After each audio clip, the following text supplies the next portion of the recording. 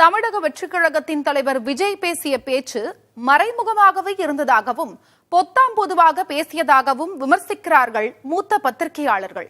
அவர்களின் கருத்துக்களை பார்க்கலாம். கிட்ட திமுக எதிர்ப்பு பிரிடாமினண்டா இருக்குது.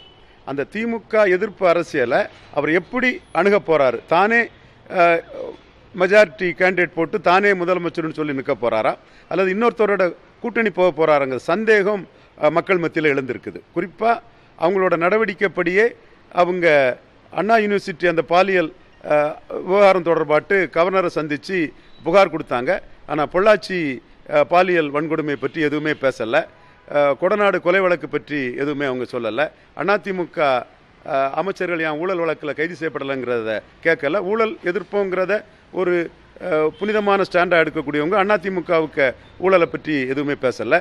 தூத்துக்குடி துப்பாக்கி சூடு அதிமுக ஆட்சி காலத்தில் நடந்த எதுவுமே பேசலை. அவர் ரசிகர்களுக்கும் பொதுமக்களுக்கும் ஒரு சந்தேகம் வருது. ஊழல் எதிர்ப்பில் காம்ப்ரமைஸ் பண்ணிக்கிடுவாரோ, ஒரு கூட்டணிக்கு எடப்பாடி பழனிசாமி பக்கம் போயிடுவாங்கிற ஒரு சந்தேகம் அவர் ரசிகர்களுக்கு வருது.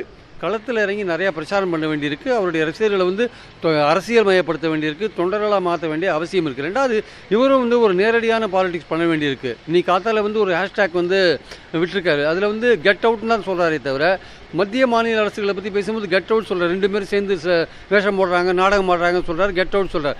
கெட் அவுட் மோடி அல்லது get out Stalin, get out Modi and Stalin அப்படின்னு போடுற தைரியம் அவங்களுக்கு ஏன் வரல? இல்லை பேசும்போது கூட அங்கே இருக்கிற மோடி அரசு, இல்லை அங்கே இருக்கிற அமித்ஷா அரசு, அல்ல அங்கே இருக்கிற மத்திய அரசு, இங்கே இருக்கிற ஸ்டாலின் அரசு அப்படி எதுவுமே சொல்லாத ஒரு பொதுவாக பாசிசம் பாயசம் இப்படி பேசிட்டு போனால் இது நீங்கள் களத்தில் பாலிடிக்ஸில் சில விஷயங்கள் நேரடியாக நீங்கள் மக்களுக்கு கன்வே பண்ணணும்.